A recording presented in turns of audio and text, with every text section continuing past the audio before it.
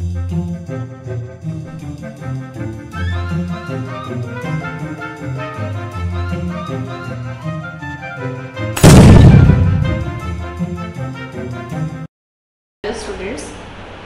आज का हमारा टॉपिक रहेगा नेशनल इनकम की जितनी भी हमारी कंसेप्ट है। टोटल अभी सिलेबस में हमारी 8 कंसेप्ट हैं। How to define them and how to interrelate those concept, कि एक कंसेप्ट से हम दूसरी कंसेप्ट पर कैसे पहुंचेंगे। देखिए, डेफिनेशन नेशनल इनकम की काफ़ी सारी हो जाती हैं।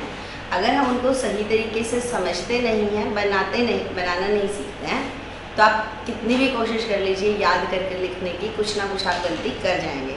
आज मैं डेफिनेशन आपको उस तरीके से बताना सिखा रही हूँ कि आपको याद नहीं करना पड़ेगा।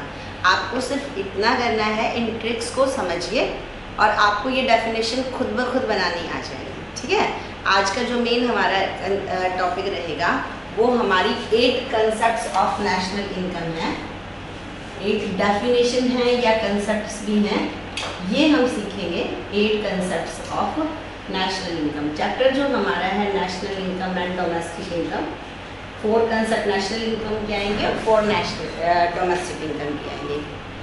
जो हमने अभी तक पढ़ा उस तक हमें ये समझ में आता है कि डोमेस्टिक टेरिटरी में जो फैक्टर इनकम अर्न होती है, अगर उसको ऐड कर ले तो हमें डोमेस्टिक इनकम, और जो सभी normal resident factor income earn करते हैं उसको अर्न कर ले तो नेशनल इनकम। छोटी छोटी सी चीज़ें हैं, ये हमें याद रखनी है। जब भी हम ग्रोस और नेट, हमने ये इन्वेस्टमेंट वाले टॉपिक में किया था, इन दोनों के बीच में जो डिफरेंस है वो है डेप्रिसिएशन का। ग्रोस से नेट पर जाते समय हमें डेप्रिसिएशन जो है उसको ऐड करना है। एक बार रिवाइज करा लूँ क्योंकि ये डेफिनेशन में यूज़ होने वाली चीज़ें हैं। ग्रोस इन्वेस्टमेंट, जितना भी आपने एसेट्स फॉर्मेशन के ऊपर टोटल खर्च किया, ग्रोस इन्वेस्टमेंट। खर्च का वो हिस्सा जो कि हमारी एसेट्स को बढ़ाने में गया, नेट इन्वेस्टमेंट।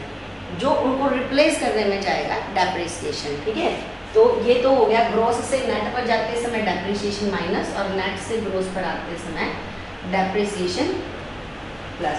और ये चीज़ आप नोट करते जाइए, या आप दोबारा भी पढ़कर देखेंगे, पिछली वीडियोस में देखेंगे या चैप्टर्स में पढ़कर देखेंगे तो आप इनको रिलेट कर पाएंगे। कल हमने एक जो चीज़ की थी वो की थी डोमेस्टिक इनकम से नेशनल इनकम पर जाना है तो क्या करना है। सीधी चीज़ है, NFIA ऐड हो जाएगा डोमेस्टिक इनकम में नेशनल इनकम पर जाने के लिए। द सेम मैनर, ठीक है, NFIA माइनस हो जाएगा नेशनल इनकम से और हम डोमेस्टिक इनकम पर पहुंच जाएंगे। एक और छोटी सी कंसेप्ट है जिसके बारे में हमने नहीं किया अभी।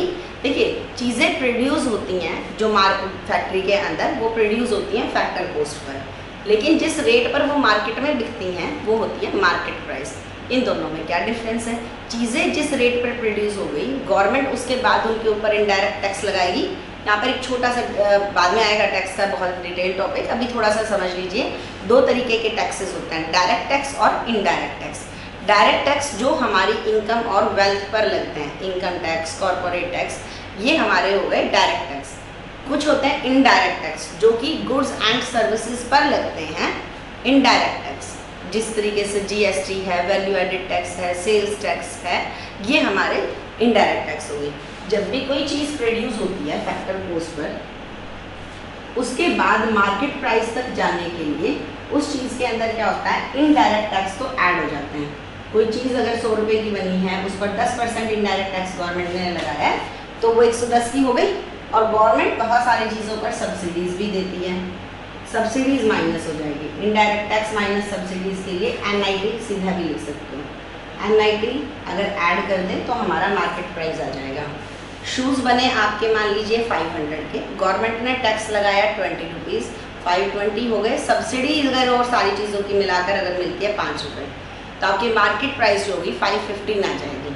आप इसको 20 - 5 करके NIT निकाल के फैक्टर कॉस्ट में भी ऐड कर सकते हो और अलग अलग से भी कर सकते हो, सेम ही रिजल्ट आएगा।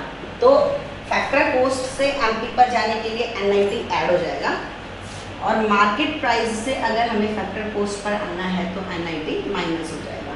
ये बहुत बेसिक सी चीज़ें हैं जो हमारी काम आ रही हैं नेशनल इनकम के न्यूमेरिकल को सॉल्व करने के लिए, और इनको जितनी बार रिवाइज करेंगे ना, ये हमारे एक तरीके से लर्निंग का हिस्सा जब बनेगी। यूँ नहीं कि एक बार समझा फिर हम भूल जाएंगे, इसीलिए इस चैप्टर को जितना रिवाइज करेंगे, क्योंकि ये वो चैप्टर है जो कि हमने अपनी नॉर्मल लाइफ में बहुत कम इस चीज़ के बारे में, सिर्फ हमने जीडीपी, नेशनल इनकम सुने हैं, लेकिन हाउ टू एस्टिमेट इसके पीछे की जो पूरी साइंस है वो हमें नहीं पता।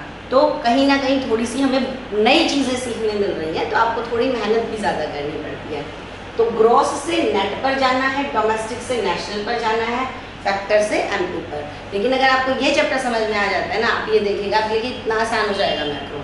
अब हम कर रहे हैं 8 concept of national income and domestic income, और मैं फिर से कह रही हूँ कि ये डेफिनेशन आपको याद नहीं करनी है, ये बनानी सीखनी है। देखिए बनाना कैसे सीखते हैं। पहली चीज़ है बस आप फॉलो करते जाइए, जैसे मैं बोल रही हूँ, किसी भी डेफिनेशन के जो हम नेशनल इनकम की पढ़ेंगे, इनके 4 पार्ट्स होते हैं। 4 पार्ट्स होते हैं, एक पार्ट इन सब में कॉमन है, 3 पार्ट हम बता रहे हैं कौन कौन से बनने वाले हैं। जैसे कि फर्स्ट जो पार्ट आएगा उस पे वर्ड होगा या तो ग्रोस होगा या तो नेट होगा। आप बस अभी देखते जाइए कैसे बनती है। ग्रोस अगर वर्ड है इसका मतलब है inclusive of depreciation, inclusive of depreciation. अगर नेट वर्ड दिया है इसका मतलब रहेगा एक्सक्लूसिव, उसमें डेप्रिसिएशन ऐड नहीं है। फर्स्ट पार्ट डेफिनेशन का एक पार्ट हमारा यहाँ से आएगा। सेकंड पार्ट वर्ड या तो आएगा नॉर्मल, नेशनल,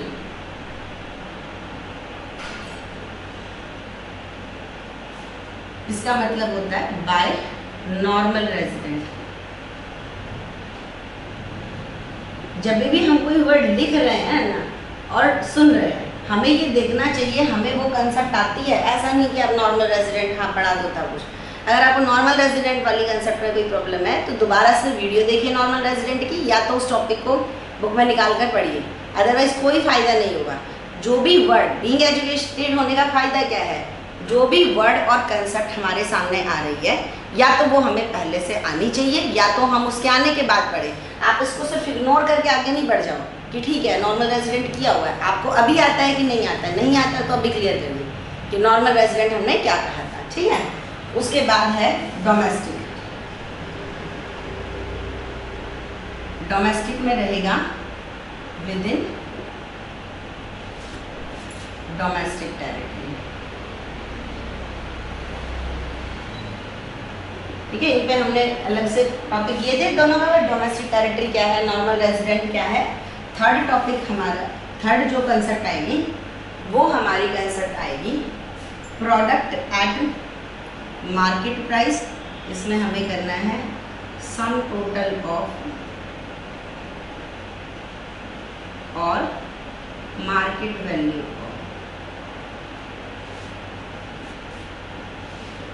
और यहाँ से of all goods and services produced. ये पूरी कंसेप्ट प्रोडक्ट का टेम्पे का मतलब ये होता है जितने भी फाइनल गुड्स एंड सर्विसेज हम प्रोड्यूस करना है, sum total of market value of all final goods and services produced. उसके बाद है product at factor cost, some total of all factor income generated. Factor income क्या है, market value of final goods and services. Final goods हमारे सबसे initial topic थे ना, clarity ऐसे ही आएगी जब हम आगे बढ़ रहे हैं, हमारी वो कंसेप्ट पीछे वाली क्लियर होनी चाहिए। नहीं है तो कोई दिक्कत नहीं, एक बार दोबारा से पूरे पेज पलटिए और इन कंसेप्ट को पढ़िए, बहुत अच्छी तरीके से नेशनल इनकम आ जाएगी आपको। सम total of all factor income,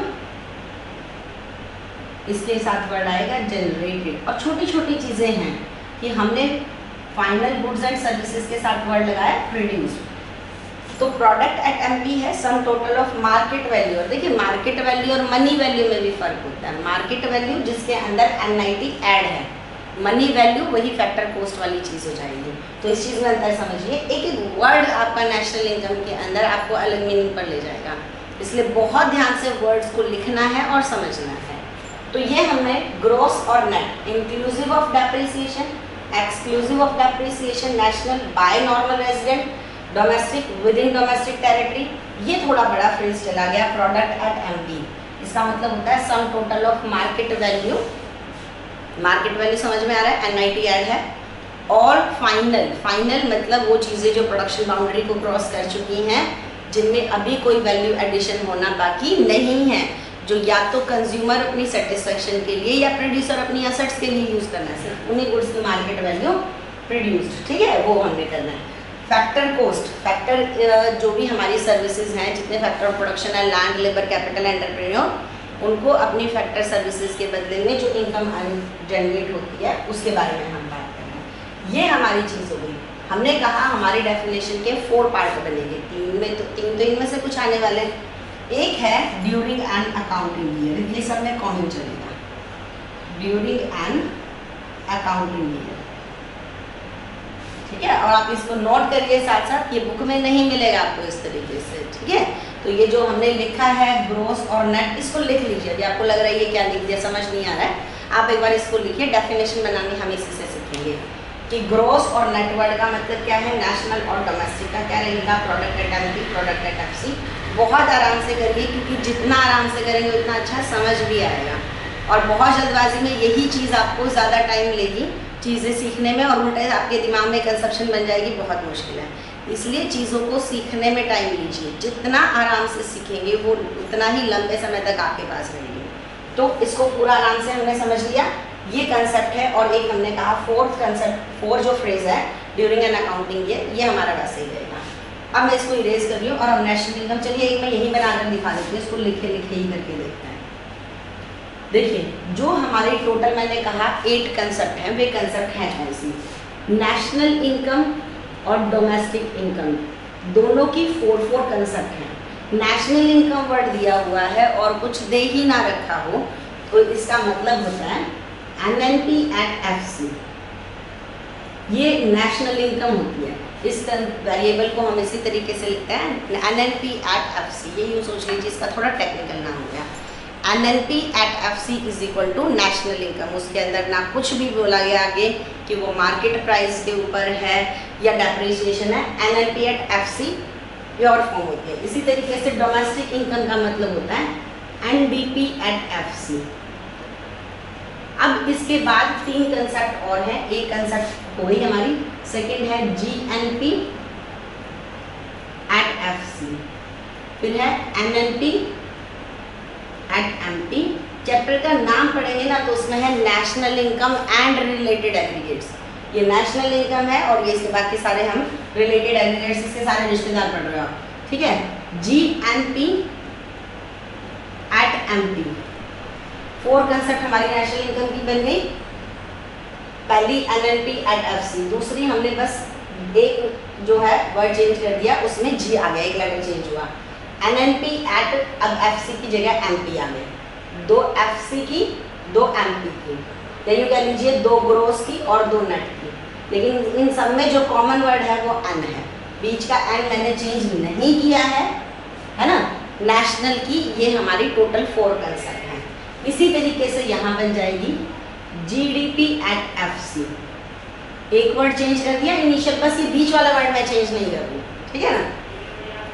2, उसके बाद है एनडीपी एट एमपी और ये हमारी हो गई जीडीपी एट एमपी, ठीक है। जीडीपी के बारे में भी हम सुनते रहते हैं। अब हमें ये कंसेप्ट डिफाइन करनी है और देखना हमने ये जो किया है इसकी मदद से हम कैसे डिफाइन करते हैं। हर डेफिनेशन का एक फॉर्मूला याद रखिए, 3 2 1 4। 3 2 1 ये क्या हो गया ना, डेफिनेशन हो गई आपकी, ठीक है। कैसे हो गई देखिए, ये हमारी जो है एनएनपी एट एफसी, इसके 3 हिस्से बनाइए, 1 2 3 चीज़ें दी हुई हैं। और 4th हमने लिखा था during an accounting year as it is हमें लिखना है, ठीक है ना। तो अब देखिए डेफिनेशन, मैंने कहा फॉर्मूला है 321, 3 2 1। पहले सबसे प्रोडक्ट एट फैक्टर कॉस्ट को डिफाइन कर लीजिए, तो हमें आता है sum total of all factor income generated, N word आ गया, एन सेकंड पर आया है, देखो एन बाय नॉर्मल रेजिडेंट, फिर एक और एन वर्ड आया, ये क्या है, exclusive of depreciation, last add कर दीजिए ड्यूरिंग एन अकाउंटिंग ईयर। बन गई डेफिनेशन।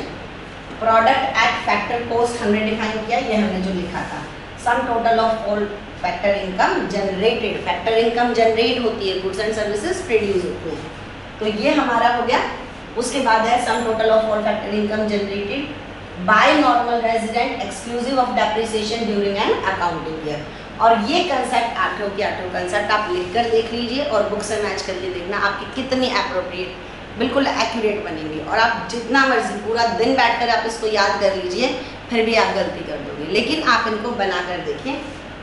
अब आपको सारी बनानी आ जाएंगी। Product at factor cost first 321 है ना, 3 को पहले डिफाइन करना, फिर 2 को, फिर 1 को और लास्ट 4 तो सब में है ही।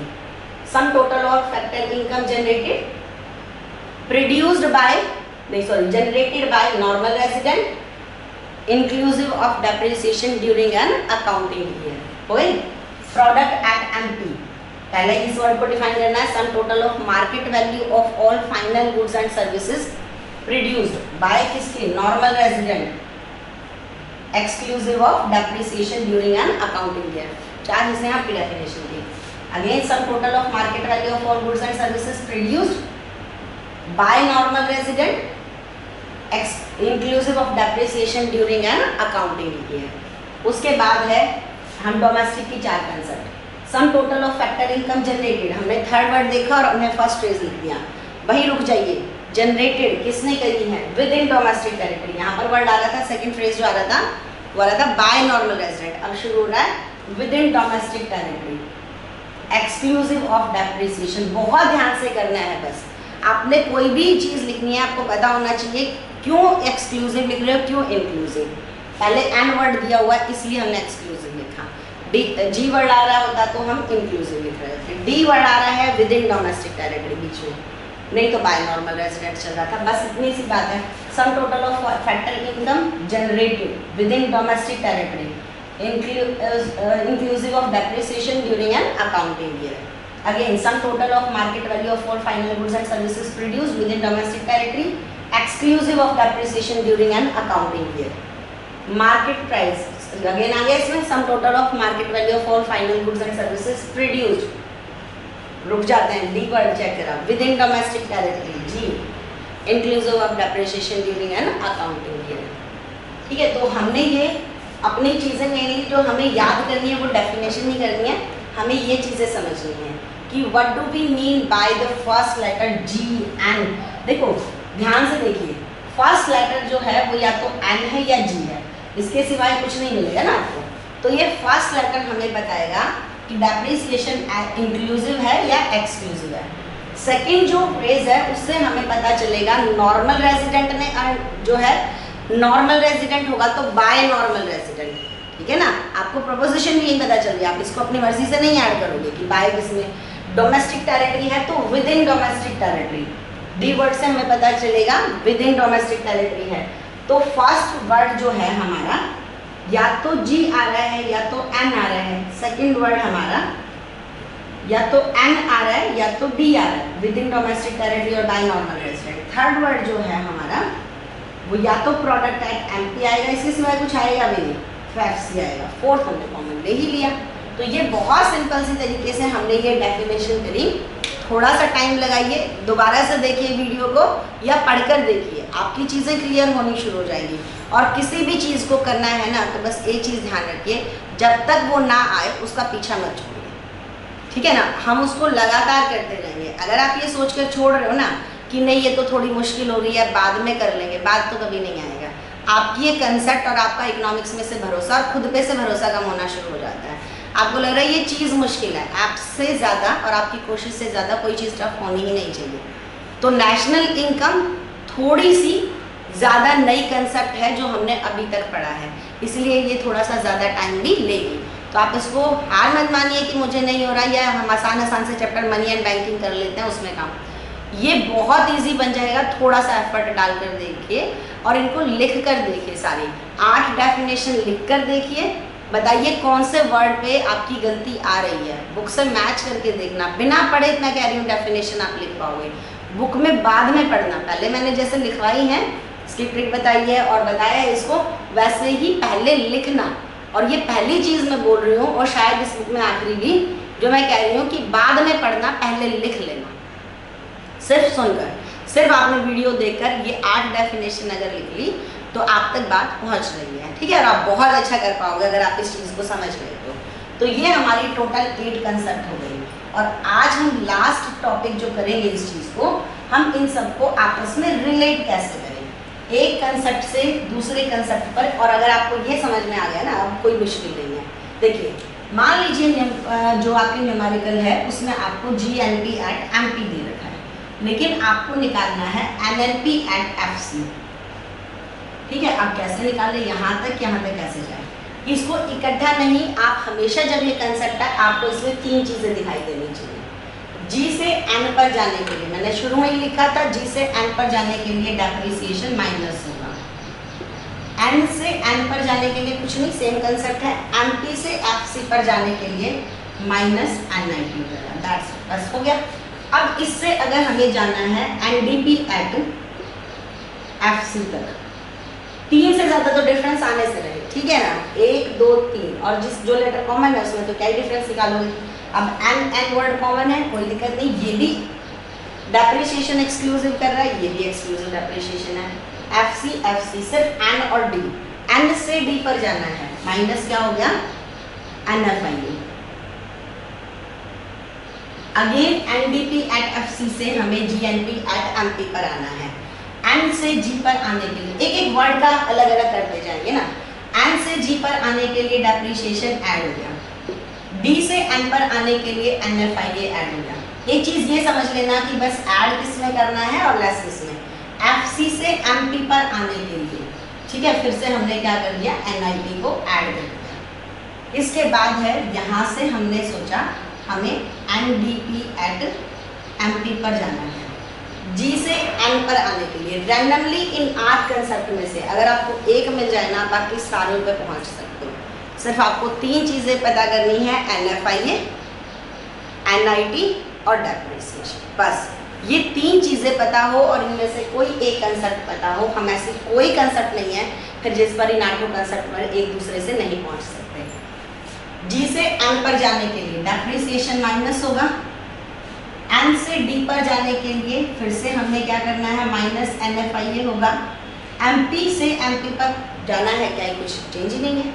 अब यहाँ से इसको मैं रिलेट करूँ तो N से N पर से D और D से N पर जाना है प्लस NFIA। बस ये चीज़ समझने की है कि नेशनल से डोमेस्टिक पर जाना है तो माइनस NFIA, डोमेस्टिक से नेशनल पर जाना है तो प्लस NFIA।